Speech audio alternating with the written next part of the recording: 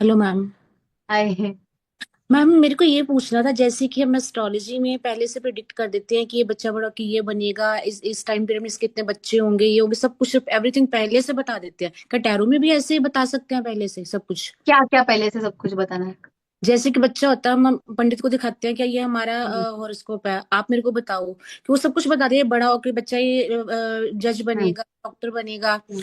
तो हम्म। उसको इसका इतनी उम्र में शादी होगा, सब कुछ बता देते हाँ हैं वो। हाँ, सो मैं so I will, it's a good question, I would like to answer here in a first of all.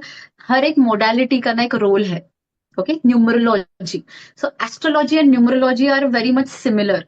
So hmm, when we say अगर न्यूमरोलॉजी में भी ना we can predict the theme of the life.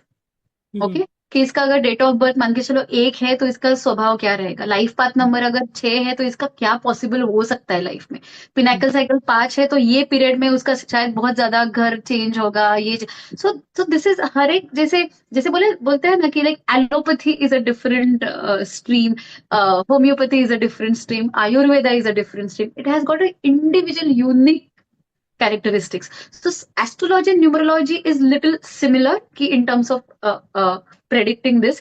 Tarot is more towards question based.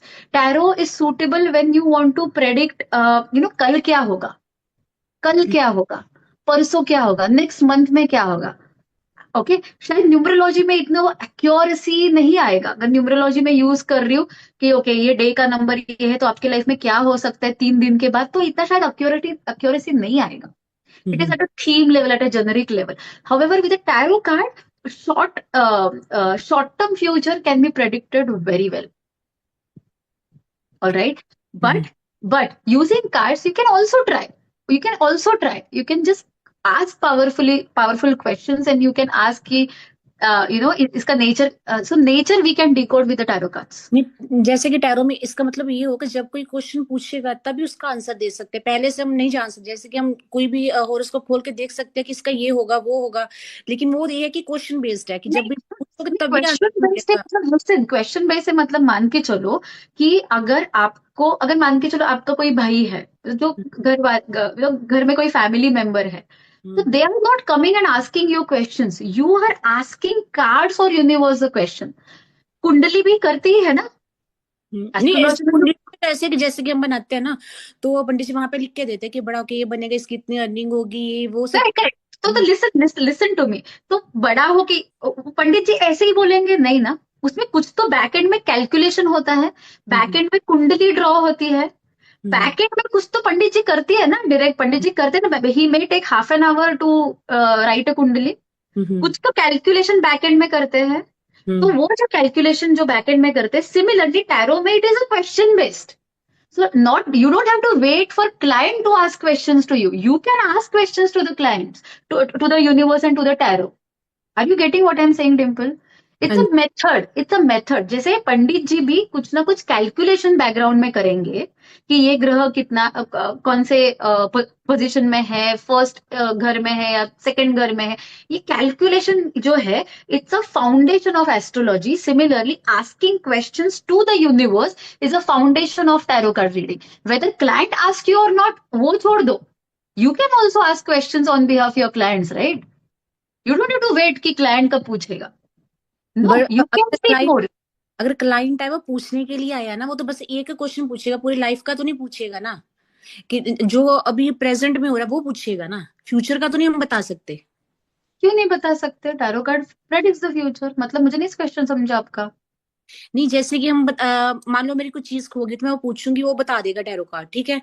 अगर हम अब future का पूछे कि हमारे फ्यूचर में क्या होगा, तो वो थोड़ी टैरो बता सकता है। ऑफ कोर्स, बता टैरो सकता can predict the future, near term future can be predicted, 3 4 साल 5 साल तक का फ्यूचर भी बहुत अच्छा प्रेडिक्शन होता है। अच्छा, बता सकता है। Of course yes. ओके, आप पूछिए ना क्वेश्चंस, आप पूछिए कार्ड्स को क्वेश्चंस। ठीक है। नहीं, मेरे को अभी इतनी नॉलेज नहीं है कार्ड्स की, ये बस हाँ, क्यों है कि कैसे कि होगा, एक्यूरेट हो सकता है कि नहीं हो सकता मेरे यस को। एक्यूरेसी। सो ओके, गोइंग, अगर आपने पहले से ही मेरा सेशन अटेंड किया है, व्हाट इज द एक्यूरेसी?